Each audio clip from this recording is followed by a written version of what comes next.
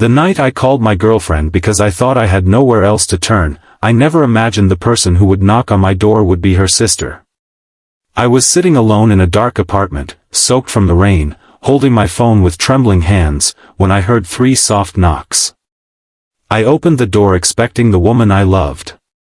Instead, standing beneath the hallway light was her older sister, Emma, with worried eyes and a small bag in her hand.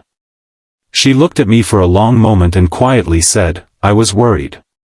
I had no idea those 3 words were about to change my life. Before we continue, if you believe that kindness can appear when we least expect it, please take a moment to like this video, share it with someone who needs a little hope, leave a comment, and subscribe to Ripple of Kindness for more stories about second chances, unexpected love, and the people who show up when the world feels empty. My name is Daniel, and at 29, I thought I had my life figured out. I had a decent job, a small apartment, and a girlfriend named Lily whom I had loved for almost 3 years. We had talked about marriage, traveling together, and eventually buying a little house somewhere quiet. Lily was the person I called when something good happened, and the person I called when something went wrong. Or at least, that was what I believed. Then everything collapsed in one terrible week. My company suddenly shut down after losing a major contract, and I was one of dozens of employees who were let go. At almost the same time, my father was hospitalized after suffering a serious health emergency. I spent my savings helping with his treatment, traveling between the hospital and my apartment while desperately searching for another job. Every rejection email felt like another door closing. I tried not to burden Lily with my problems. She had always been independent, and lately she had seemed distant anyway. Her messages became shorter. Her calls became less frequent. Whenever I asked if something was wrong, she told me she was tired or busy. I convinced myself it was temporary. I told myself that when life became difficult, people sometimes needed space. But on that rainy Thursday evening, I finally reached the point where I couldn't pretend anymore. My electricity had been shut off because I was behind on the bill. I had barely eaten that day. My father's condition had worsened, and the hospital had called to tell me there were additional expenses I needed to prepare for. I sat on the floor beside my cold window, listening to rain strike the glass, and realized I was completely exhausted. My hands shook as I called Lily. She didn't answer. I called again. Nothing. I sent a message telling her I desperately needed to talk. Minutes passed. Then an hour. Finally, I tried calling one last time. The call went straight to voicemail. With tears burning my eyes, I whispered that I didn't know what to do anymore and that I just needed her. 20 minutes later, someone knocked on my door. When I opened it and saw Emma, Lily's sister, I couldn't hide my confusion. She was wearing a dark coat, her hair damp from the rain, and she was carrying groceries, bottled water, medicine, and a folder. She didn't ask me what happened. She simply walked inside, placed everything on the kitchen counter, and looked around my dark apartment. Then she looked at me. "I was worried," she repeated. I wanted to ask how she knew. I wanted to ask why she had come instead of Lily. But suddenly my pride disappeared. I sat down and covered my face with both hands. For the first time in months, I allowed myself to cry in front of someone. Emma didn't judge me. She sat beside me.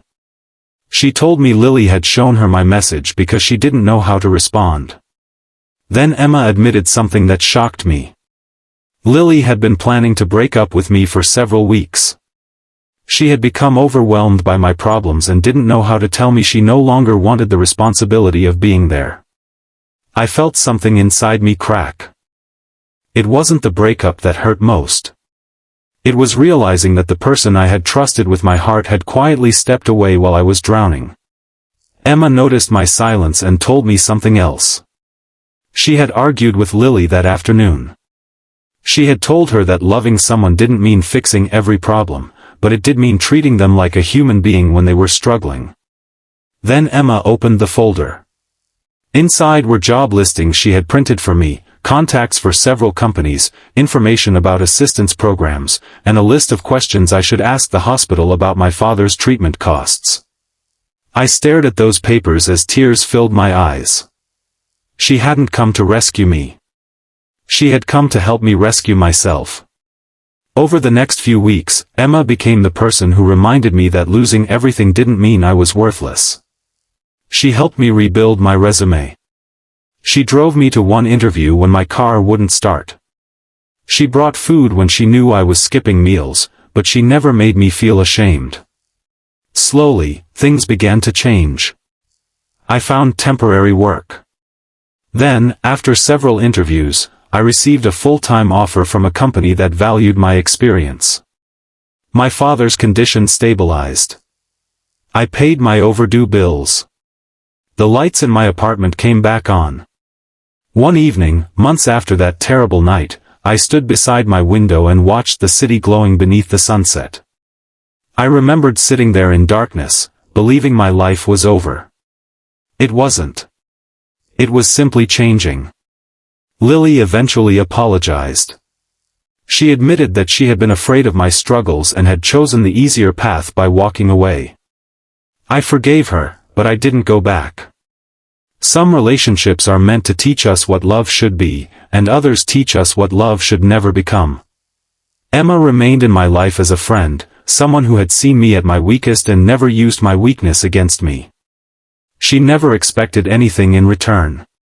1 year later, I stood in the same apartment, now filled with warm lights, photographs, and the quiet feeling of peace. My father was recovering. My career was finally stable. And I had learned the most important lesson of my life: sometimes the person you expect to save you won't come, but someone else may appear at your door simply because they care. If this story touched your heart, please don't just watch and move on. Like the video, share it with someone who may be silently struggling, and subscribe to Ripple of Kindness. You never know when a small act of kindness might become the reason someone chooses to keep going. And before the story ends, comment, "Someone showed up when I needed them most," if you have ever experienced unexpected kindness in your darkest moment. Because sometimes, second chances don't arrive with grand promises or perfect timing. Sometimes they arrive on a rainy night, behind a simple knock on the door, carried by someone who wasn't obligated to come but came anyway. And sometimes, the person who changes your life isn't the one you called. It's the one who was worried enough to show up.